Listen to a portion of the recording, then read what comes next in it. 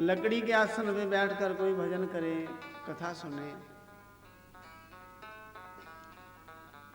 तो रोगी होगा, रोग लगेंगे। लोहे के आसन पे बैठने से, लोहे के आसन पर बैठकर भजन करे कोई, कथा सुने, तो झगड़े होंगे, लड़ाइयां होंगी। तृण के आसन पर बैठने से दरिद्रता होती है। कुशा के आसन पर मन वचन कर्म पवित्र होता है। कंबल के आसन पर बैठने से, भजन करने से पूजा का फल अच्छा मिलता है, 2 गुना मिलता है। रेशम के आसन पर बैठकर भजन करने से रोग मुक्त होता है। आसन की महिमा है।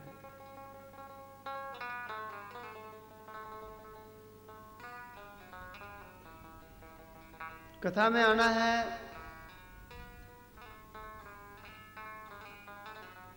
कई लोग तो अपना आसन स्वयं लेकर आते हैं। कथा का तो विधान यही है कि आसन भी शुद्ध हो, बस्तर भी शुद्ध हो, अंदर बाहर से हम शुद्ध हों, पवित्र हों, हमारी वाणी मन, हमारी इंद्रियां शुद्ध हों, पवित्र हों, तब जाकर हम भगवान की कथा का पूर्ण फल प्राप्त कर पाएंगे।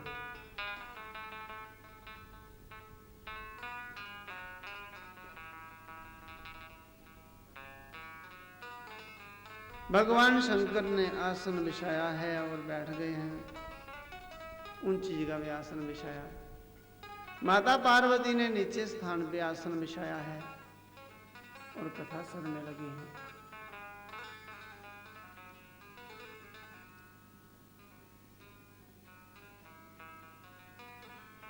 कथा सुनते सुनते नींद आ गई और भगवान शंकर समाधि मुद्रा में कथा कहते ही रहे। निरंतर प्रवाह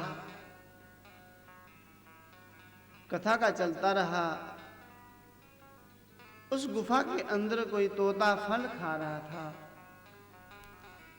उसने देखा कि माता तो सो गई, माता हुंकार भर रही थी, अब सो गई, हुंकार भरना बंद हो जाएगा, कथा भी बंद हो सकती है, फल खाना छोड़ो, हुंकार मैं ही भर देता हूं, इस अमर कथा को मैं सुन लूंगा। उस तोते ने कथा सुन ली, श्रवण कर ली और कथा कहकर भगवान ने जैसे ही आंखें खोलकर देखा तो मां पार्वती सोई हुई है।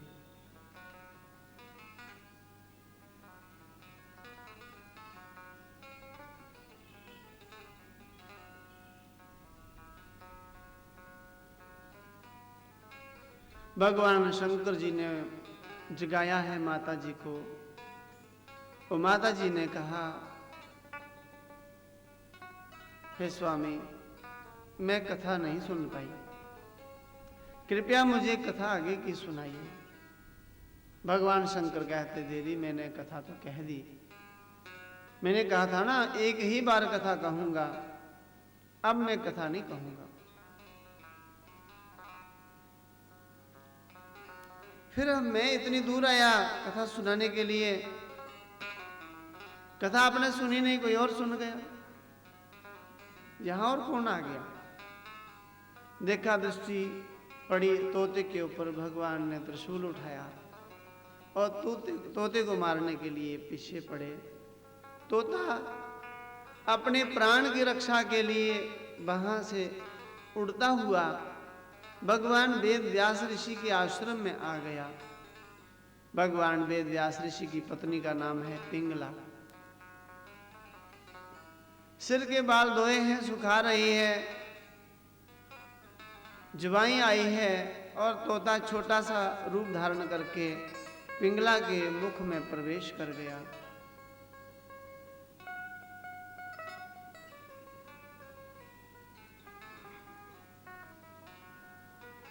और भगवान शंकर जी आश्रम में आए हैं। भगवान वेदव्यास जी प्रसन्न हैं, प्रभु ने आज बड़ी कृपा की है, मेरा आश्रम पावन कर दिया है।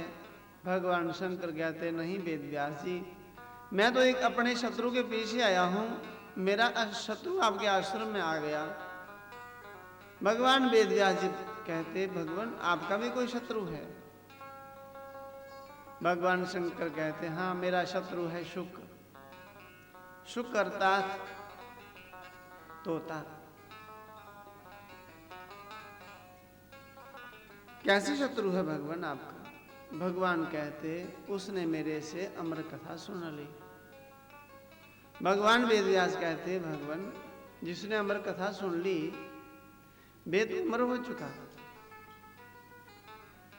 उसे मारना क्या अच्छा होगा?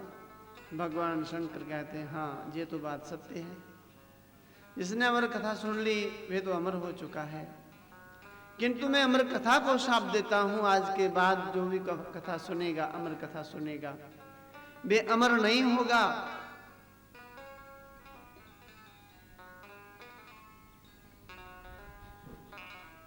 देवताओं ने आकर प्रार्थना की है भगवान अपना शाप वापस ले लीजिए। इस कथा को सुनने से अमरता की प्राप्ति होती थी, अमृत प्राप्त होता था। अब इस कथा को कोई क्यों सुनेगा? सुनेगा ही नहीं। अपना शाप वापस ले लीजिए। भगवान कहते देवताओं मैं अपना शाप वापस नहीं ले सकता, किंतु आशीर्वाद दे सकता हूं, आज के बाद जो भी कथा सुनेगा, अमर कथा को जो भी सुनेगा वे सीधा वैकुंठ को प्राप्त होगा, भगवान विष्णु के धाम को प्राप्त होगा। स्वर्ग से भी कितना आगे है वैकुंठ, सबसे ऊंचा लोक, श्रेष्ठ लोक, जो भगवान विष्णु का अपना निवास स्थान है, उस लोक की प्राप्ति होगी। अर्थात भगवान ने शाप के बाद आशीर्वाद ऐसा दिया कि पहले लोग अमर कथा सुनकर स्वर्ग तक ही जा सकते थे, अब भगवान ने ऐसी सुविधा कर दी कि मेरे आशीर्वाद से अमर कथा को सुनने वाला स्वर्ग तक ही नहीं, स्वर्ग से भी आगे सबसे श्रेष्ठ लोक वैकुंठ लोक को प्राप्त होगा। ये सत्य बात होगी। भगवान ने साधन कर दिया।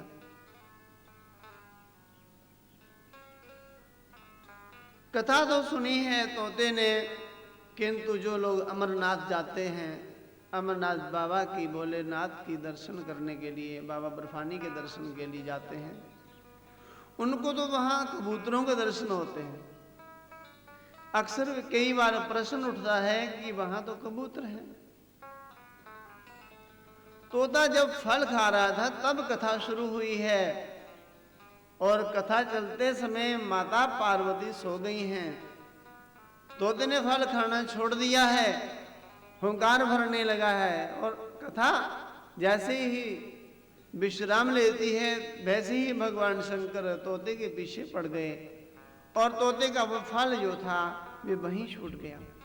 बाद में एक कबूतर का जोड़ा आया, उस कबूतर के जोड़े ने उस फल को चखा, फल चखने से वे अमर हो गए।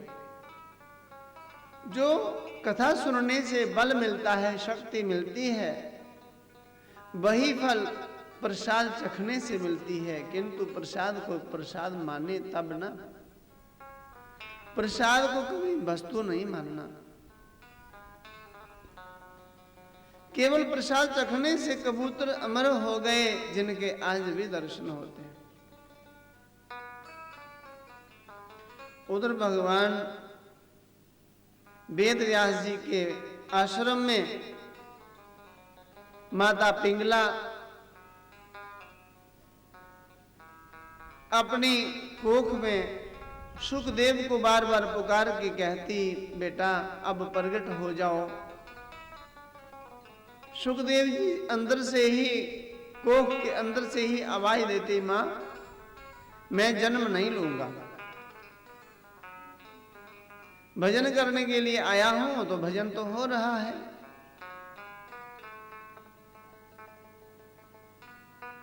अब मैं जन्म नहीं लूंगा।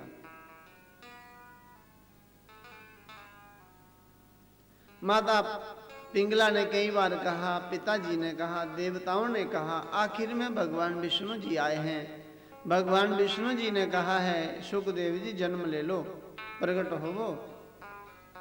सुखदेव कहते नहीं भगवान, आपकी माया बड़ी विचित्र है, बड़े बड़े भक्तों को ये अपने वशीभूत कर लेती है, आपका भजन छूट जाएगा। मैं तो भजन करने के लिए आया हूं, मां की कोख में भजन तो कर रहा हूं। भगवान विष्णु ने कहा, सुखदेव जी आप जन्म ले लो, मैं वचन देता हूं मेरी माया आपके ऊपर कोई प्रभाव नहीं कर पाएगी। सुखदेव जी प्रकट हुए हैं। बोलिए सुखदेव भगवान की। जैसे ही जन्म लिया उठकर वन में चले गए। पिताजी पुकार रहे हैं, पुत्र पुत्र रुको रुको रुको।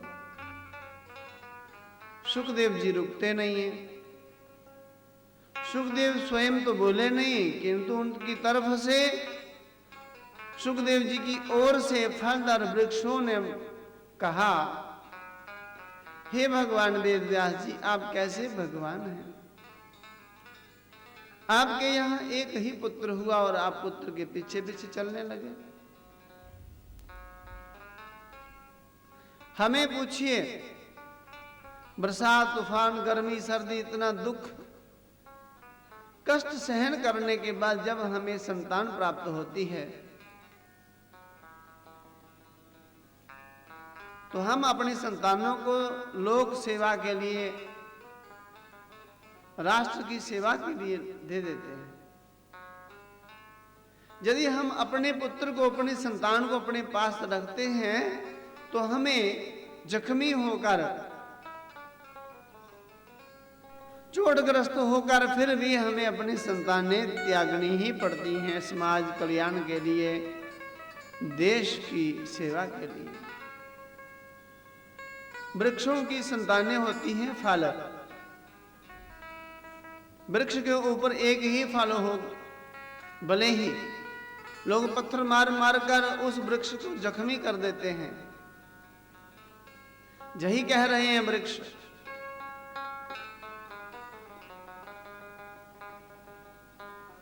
भगवान वेद व्यास जी वापिस आए हैं। अपने सेवकों से कहा, सेवकों वन में जाना, सुखदेव को भागवत के श्लोक सुनाना। और सुखदेव जी ने जैसे ही श्लोक सुने तुरंत अपने पूज्य पिता भगवान वेद व्यास जी के पास आ गए। आकर 18,000 दिव्य श्लोकों का उन्होंने श्रवण किया। एक ही बार कथा सुनने से कंठस्थ हो गई, याद हो गई। आगे चलकर यही कथा मुनि सुखदेव जी ने राजा परीक्षित जी से कही, जिससे राजा परीक्षित की भी परम गति हुई, सद्यो गति हुई। हरे राम राम राम हरे हरे।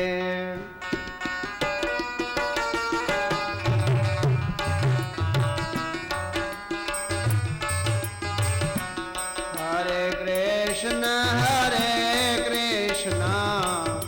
कृष्ण कृष्ण हरे हरे।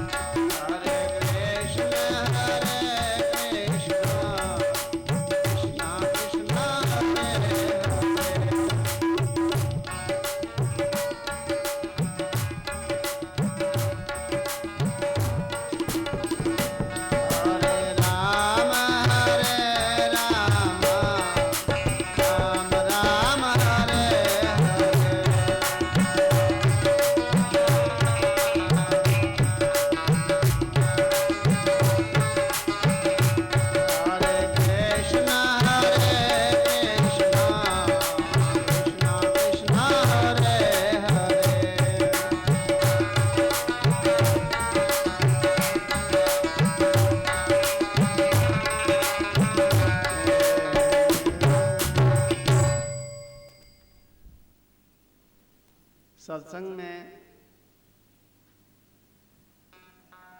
कीर्तन की बड़ी महिमा है। सत्संग में जब भी कभी आकर बैठे ना,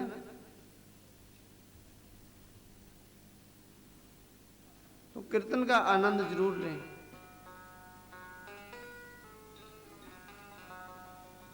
घर में एक ही गुना फल मिलता है, किंतु सत्संग में अनंत गुना।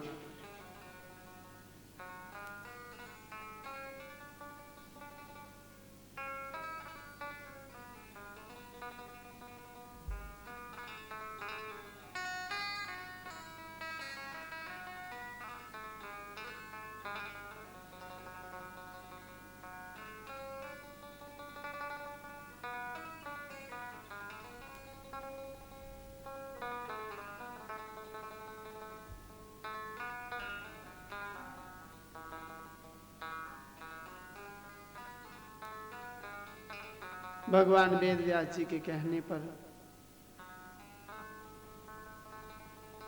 भगवान वेद व्यास के सेवकों ने जाकर मुनि सुखदेव जी को वर्ण में भागवत की कथा सुनाई। थोड़ी बड़ी प्रसन्नता हुई। सुखदेव जी कहने लगे, हे ऋषि कुमारों, ऐसी और कथा कहिए। ऋषियों ने कहा, आप अपने पूज्य पिता के पास चलिए। पिता के पास आकर उन्होंने कथा सुनी। आज भगवान वेद व्यास जी अत्यंत प्रसन्न हैं। देवऋषि नारद जी को कहते, देवऋषि नारद, जब जब मुझे कोई चिंता हुई, आप मेरे पास आते रहे और मैं चिंताओं से, सभी चिंताओं से मुक्त होता रहा। मैं आपसे ये पूछना चाहता हूं कि आप पिछले जन्म में कौन से तपस्वी थे, कितनी बड़ी तपस्या की होगी आपने, जो आपको इतना बड़ा पद मिला, देवताओं के ऋषि, देव ऋषि। मेरा ही नहीं, आप संसार के समस्त प्राणियों की चिंताएं दूर करने का ही प्रयत्न करते हैं। दूसरों की चिंता का प्रयत्न करना, चिंता मिटे, दूसरे की चिंता कैसे मिटे, ये प्रयत्न करना। ये नहीं कि दूसरे को चिंतित कर दो, दूसरे को परेशान कर दो। असुरों का सदा से ही ये स्वभाव रहा कि दूसरों को परेशान करना है, और संतों का सदैव स्वभाव रहा, ऐसा ही स्वभाव रहा कि सदैव लोगों की परेशानियों को दूर करना। एक महापुरुष नदी के भीतर बैठे हैं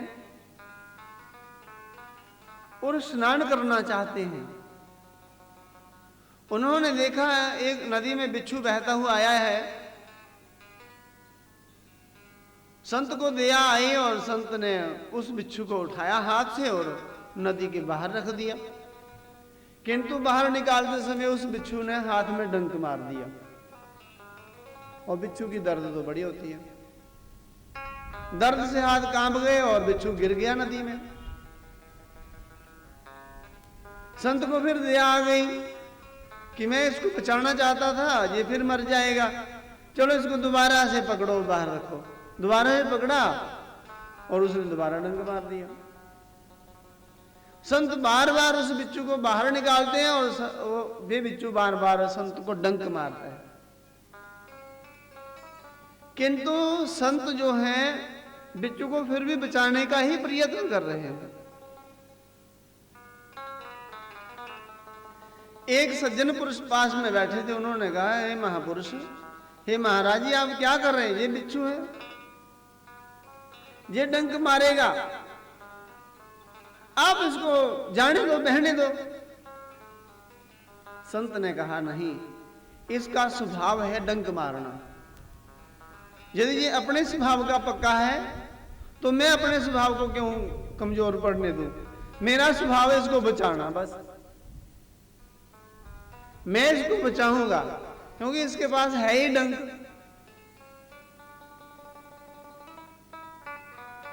संतों में हमेशा दया होती है।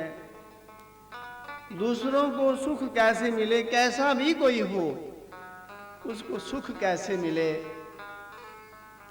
हे देवऋषि नारद, आपका सदैव प्रयत्न रहता है, आप यही यत्न करते हैं, पूरे विश्व भर में विचरण करते करते आप यही तो करते हैं कि दूसरे कैसे सुखी हों।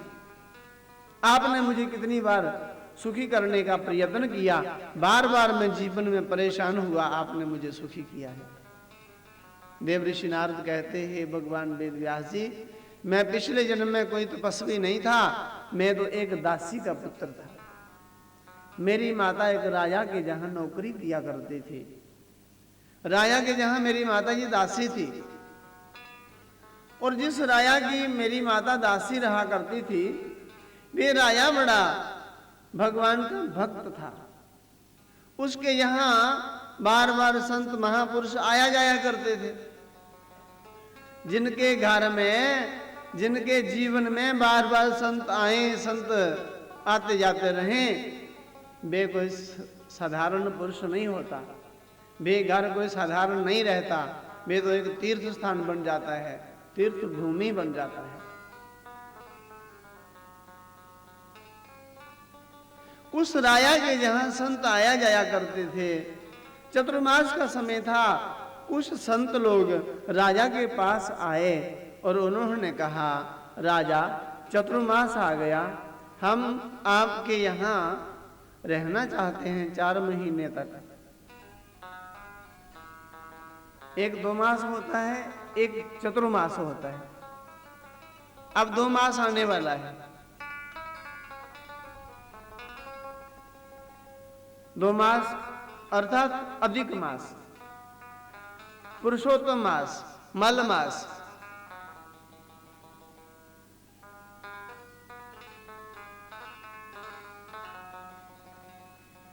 एक चतुर्मास होता है।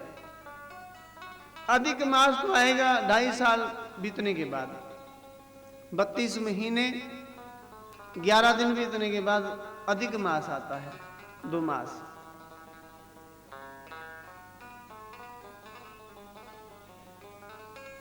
और चतुर्मास हर वर्ष आता है आषाढ़ की देवशयनी एकादशी को शुरू होता है और कार्तिक की देव प्रबोधनी एकादशी को ये पूर्ण होता है। कई महापुरुष लोग 4 महीने कहीं भी आते जाते नहीं, एक ही स्थान पर बैठकर भजन करते हैं। बरसात का, कीचड़ का समय होता है और बीच में इस चतुर्मास की बड़ी महिमा कही गई है। श्रावण मास आता है, महात्मी महीना, कार्तिक मास भी इसी में आता है, श्राद्ध भी आते हैं इसी में, और नवरात्र भी आते हैं इसमें।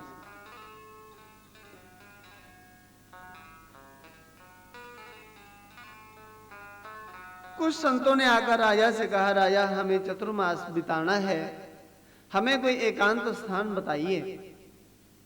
राजा ने एक वाटिका में संतों को ठहराया और संतों के लिए हवन सामग्री, पूजन सामग्री, समिधाएं और फलाहार का सामान सामग्री सब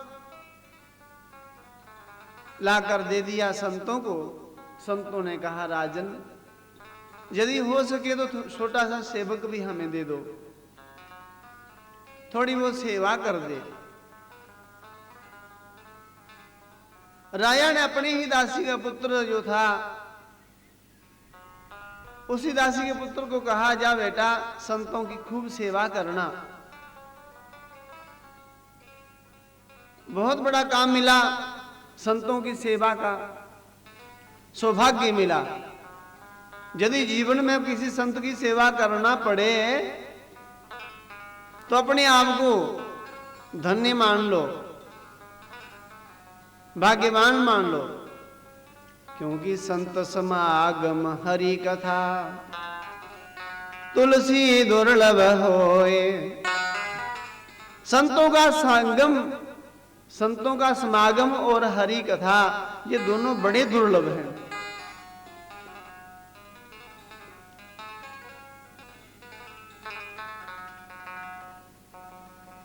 उस दासी के पुत्र ने संतों की बड़ी सेवा की, मन वचन कर्म से।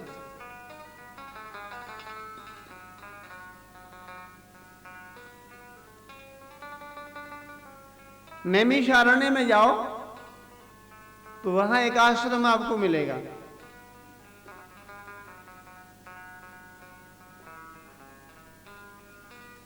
चेला गुरु, गुरु चेला।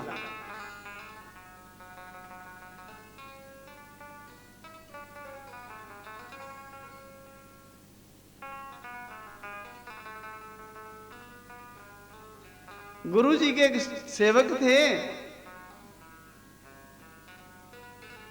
गुरु जी ने कहा, जाओ बेटा, आप गायों को चरा कर लाओ और एक कटोरी आटा उनको दे दिया। कहा, बेटा, गाय चराते चराते भूख लगेगी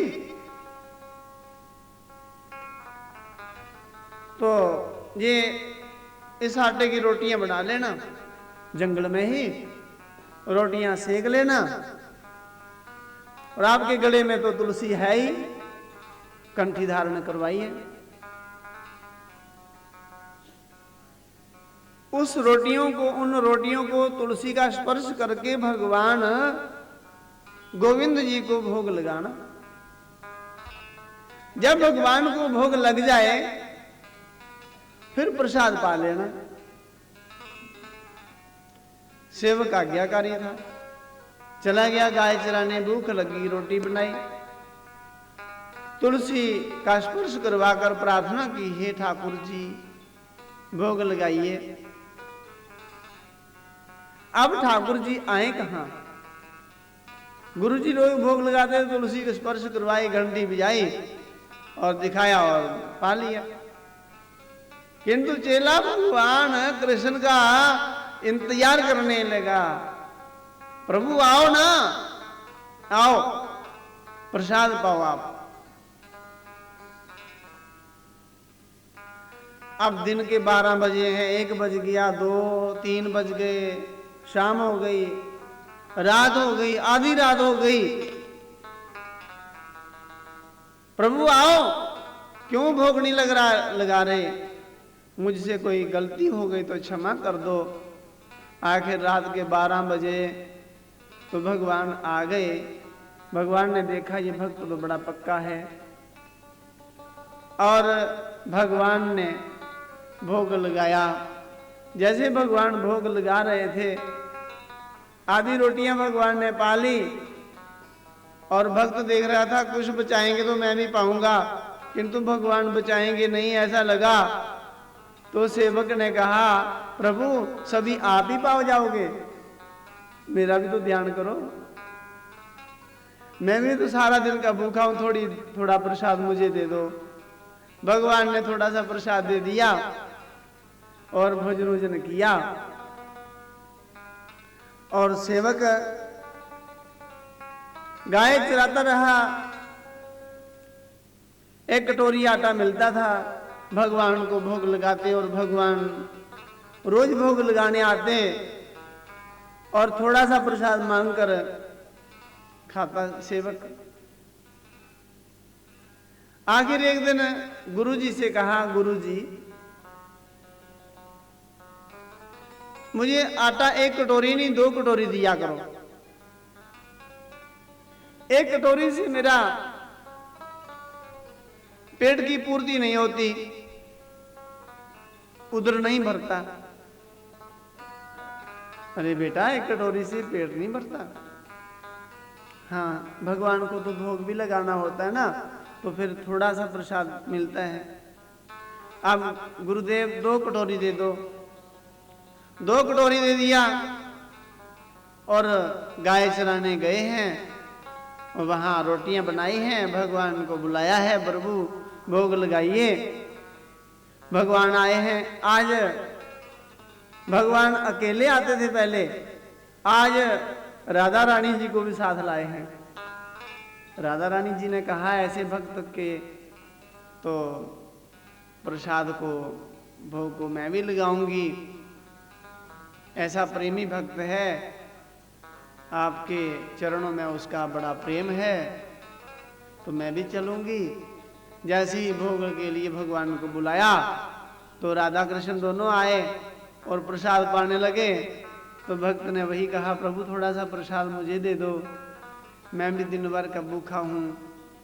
प्रसाद पाते पाते 2 कटोरी आटा रोज मिलता और रोज गाय चराने जाते और वहाँ रोटियां बनाकर भगवान को भोग लगाते। रोज राधा कृष्ण आते और थोड़ा सा प्रसाद पा लेते।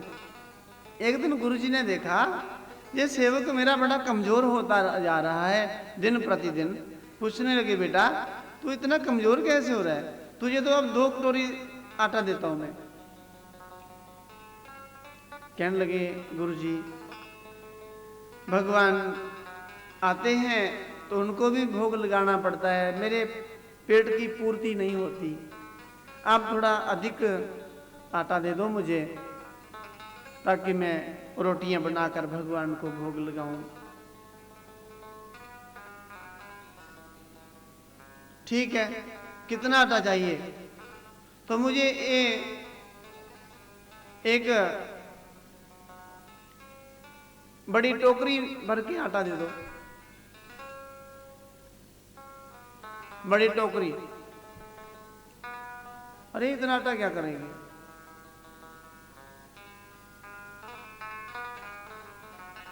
कहने लगे, वहां तो ठाकुर जी आते हैं, गुरु जी, राधा रानी जी आती हैं और ठाकुर जी के सखा भी आते हैं। ठीक है, ले जाओ। आटा लेकर गए और गाय चराई और रोटियां बनाई हैं, भगवान को बुलाया और भगवान पूरे ग्वाल मंडली के साथ राधा रानी को साथ और गोपियों को साथ लेकर आए हैं और पूरी रोटियों को सफा चट कर गए और बाद में प्रार्थना करके उस गोपाल ने भगवान से थोड़ा सा प्रसाद मांग के पाया। और ऐसा नियम चलता रहा कई दिनों तक। दुबला कमजोर है। गुरुजी ने फिर पूछा, बेटा आप तो बड़े दुबले कमजोर लग रहे हो। हाँ गुरुजी, मेरे को ना भरपेट भोजन नहीं मिलता, आप थोड़ा और अधिक आटा दे दो तो ताकि मेरे भगवान भरपेट भोग लगाएं और मैं भी भरपेट भोग प्रसाद पाऊं। अरे बेटा ये क्या सच बोल रहे हो आप? हाँ गुरुजी, रोज ठाकुर जी आते हैं, आपने कहा था ना तुलसी का स्पर्श करके गोविंद जी को बुलाना और भोग लगाना, और भगवान आते हैं। गुरुजी कहते चलो आज मैं भी ठाकुर जी के दर्शन करूंगा। और गुरुजी को सेवक के माध्यम से दर्शन हुए हैं और गुरुजी ने कहा, अरे बेटा तू नहीं मेरा चेला, चेला तो मैं हूं तेरा। मैं तो खाली तुलसी दिखाकर तुरंत भोजन कर लिया करता था, भगवान की प्रतीक्षा तो की नहीं। आपने तो भगवान को प्रत्यक्ष बुला दिया, प्रत्यक्ष बुला लिया। उस आश्रम का नाम ही ऐसा पड़ गया, चेला गुरु और गुरु चेला।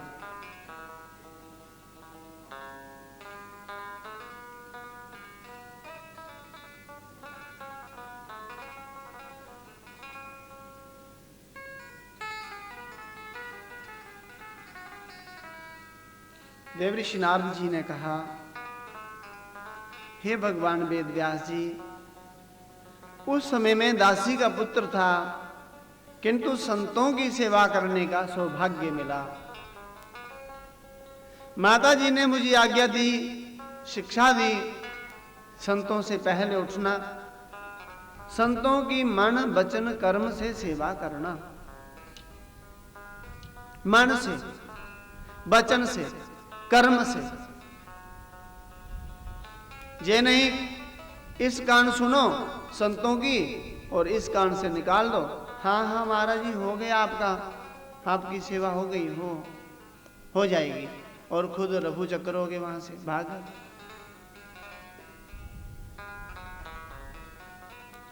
यदि संत किसी ने कह दिया है ये काम करना है, हाँ करना है, करेंगे, हो जाएगा। संतों की सेवा करते हैं, संतों के लिए पूजन की सामग्री और फलहार के लिए पूरी व्यवस्था बड़ी सावधानी से,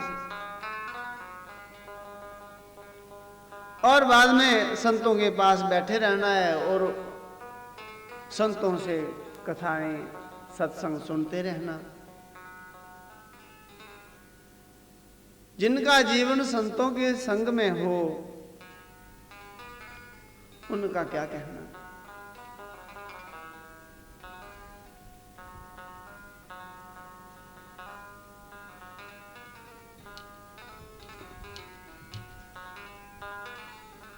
चार महीने बीत गए, पता भी नहीं चला।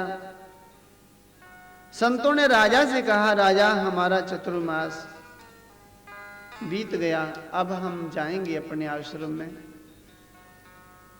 किंतु जो आपने सेवक दिया था इसने हमारी बहुत बढ़िया ढंग से सेवा की है, इसकी हम कोई सराहना नहीं कर सकते। इसकी सेवा की हम कैसे चर्चा करें।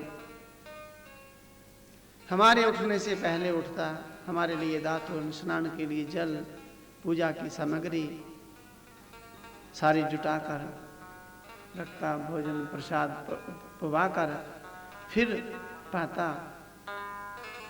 और बड़ी सावधानी से सत्संग में मन लगाता। खूब चर्चा करके संत चले गए। संत कहीं जाकर विश्राम करने लगे, देखा तो दासी का पुत्र भी पीछे आ रहा है। संतों ने कहा, पुत्र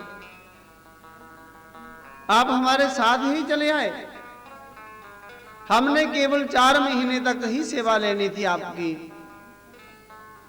अब आप अपनी माता के पास जाइए,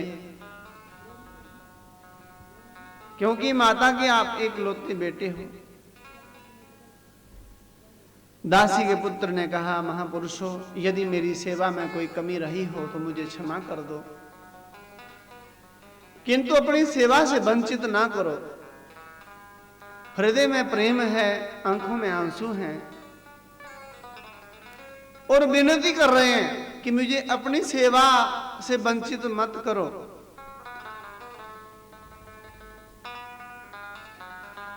संतों ने कहा, बेटा अभी आपकी माता जी जिंदा हैं, जब माता जी का अंत हो जाएगा, उनकी अंत्येष्टि क्रिया करके कर्म क्रिया सब निपटाकर हमारे आश्रम में आकर जितनी इच्छा होगी सेवा करना, हम आपको मना नहीं करेंगे, किंतु अभी आपकी सेवा लेना उचित नहीं है। अपनी मां के पास चले जाओ। संतों की आज्ञा को सिरोधार्य करके दासी का पुत्र अपनी माता जी के पास तो आ गया, किंतु खिन्न मन, बड़ा ही सोच में बैठे रहता है, कब संतों की सेवा का सौभाग्य मिलेगा। माता जी को पता चल गया कि इस पुत्र का, मेरे पुत्र का जीवन बदल चुका है। इनके मन में भगवान के चरणों की भक्ति विद्यमान हो गई है, इनके मन में भगवान के चरणों के प्रति प्रेम हो चुका है। अब मैं इनके लिए बंधन हूं। राजा की दासी राजा की गाय को दूहने के लिए गौशाला में गई और रास्ते में सांप के डसने से मृत्यु हो गई। दासी के पुत्र ने माता का अंतिम संस्कार किया, अंत्येष्टि क्रिया की। और अंतिम क्रिया को निपटाकर भगवान का धन्यवाद किया। हे भगवान, आपका बहुत बहुत धन्यवाद, आपने इस संसार के बंधन से मुझे मुक्त कर दिया। माता जी के मरने की प्रसन्नता नहीं है, मन में ये प्रसन्नता है कि आज मैं संसार के बंधन से मुक्त हो गया।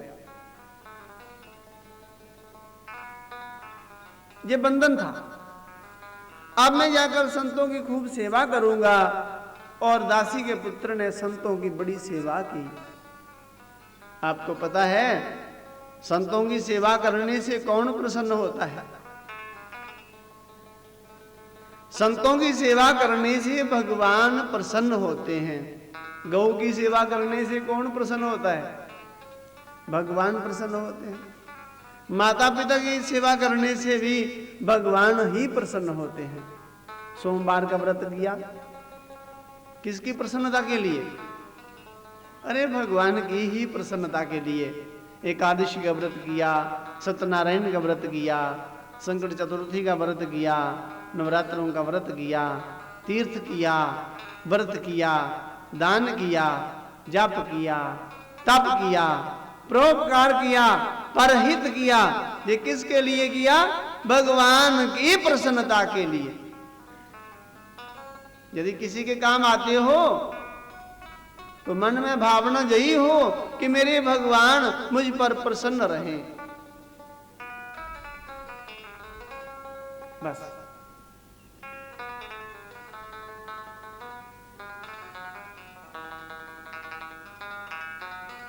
जीवन में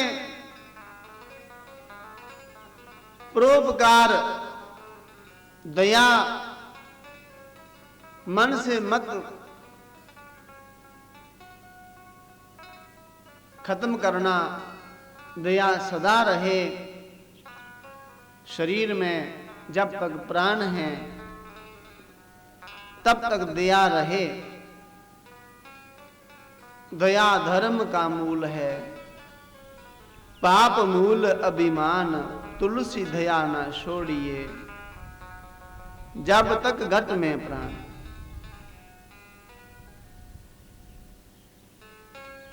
संत की सेवा करने से भगवान प्रसन्न होते हैं। सच में भगवान प्रसन्न हो गए और भगवान चतुर्भुज नारायण रूप में प्रकट हो गए। बोलिए नारायण भगवान की। भगवान के 4 हाथ हैं, लंबी लंबी भुजाएं हैं, सिर पे सुंदर मुकुट है, कानों में कुंडल है, गले में बरमाला है, कौस्तुभ मणि है, हृदय पे श्रीवत्स चिन्ह है, पीतांबर लगा हुआ है। भगवान के नेत्र कमल के समान हैं और भगवान के चारों ओर बौरे गुंजार कर रहे हैं मधुमक्खियां। जैसे ही भगवान का दर्शन हुआ, आंखों से आंसू बहने लगे। भगवान ने कहा, बेटा मैं आपके ऊपर बहुत प्रसन्न हूं, जो मन की इच्छा हो वर मांगो। दासी के पुत्र ने कहा, भगवान यदि प्रसन्न है तो मुझे ऐसा वर दो, मैं जब चाहूं आपके इस रूप के दर्शन पाऊं। भगवान ने कहा, ऐसा ही होगा एवमस्तु, किंतु इस जन्म में नहीं। इस जन्म में आप दासी के पुत्र हो, अगले जन्म में आप ब्रह्मा के पुत्र बनोगे, देव ऋषि नारद नाम होगा, जब चाहोगे मैं आपको दर्शन दूंगा। ये सारी कथा देव ऋषि नारद जी ने भगवान वेद व्यास जी से कही कि मैं पिछले जन्म में कोई तपस्वी नहीं था, मैं तो एक दासी का पुत्र था। संतों की सेवा करने के प्रभाव से मुझे इतना ऊंचा दर्जा मिला। अब मुझे दुख देने में नहीं, दुख मिटाने में। दूसरों का दुख कैसे मिटे? दूसरों का दुख मिटाने में मुझे आनंद की अनुभूति होती है।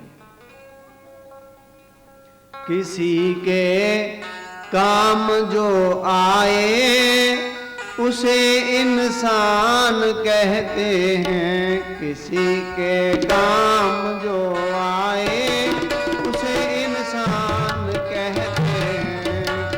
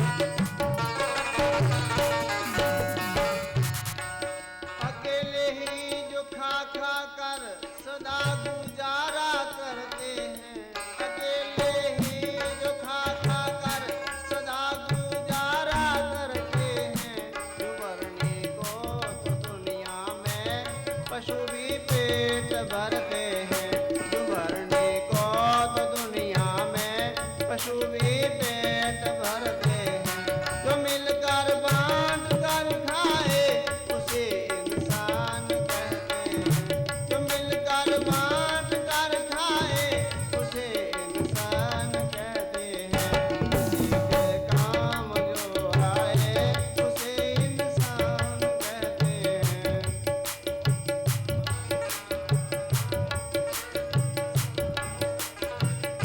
पराया दर्द जो जाने उसे इंसान कहते हैं।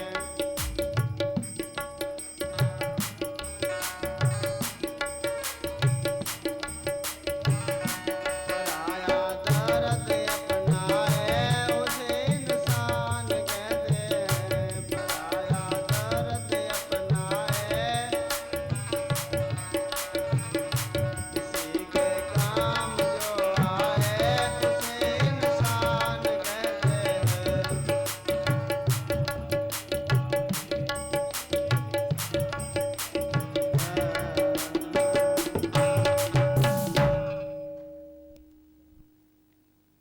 किसी के काम जो आए उसे इंसान कहते हैं। पराया दर्द अपनाए या पराया दर्द जो जाने उसे इंसान कहते हैं।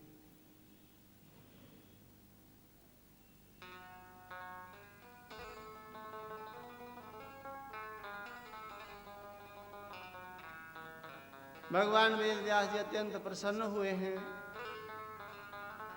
किंतु जिस समय भगवान वेदव्यास जी ने वेदों का विस्तार किया, शास्त्रों की रचना की, पुराणों की रचना की, उस समय वेद शास्त्र पुराणों को मानने वाले बहुत कम लोग थे। इसलिए भगवान ने एक अवतार और लिया। वे अवतार हुआ श्री कृष्ण अवतार। बोलिए बाल कृष्ण भगवान की। भगवान कृष्ण जी ने बाल लीला में ही उन लोगों को समाप्त करना प्रारंभ कर दिया जो लोग वेद शास्त्र पुराणों की उल्लंघना कर रहे थे, वेद शास्त्र पुराणों को मान नहीं रहे थे। जो सबसे पहले उन्होंने पूतना का संहार किया, फिर शकटासुर, तृणावर्त, अगासुर, प्रलंबासुर, अरिष्टासुर, धेनुकासुर, ये सब राक्षस जो हैं ये वेद शास्त्र पुराणों को मानने वाले नहीं हैं। बहुत कम लोग थे। आज भी बहुत लोग जो हैं बहानेबाजी में वेद शास्त्र पुराणों के समक्ष वेद शास्त्र पुराणों की कथा को कहाँ मानते हैं।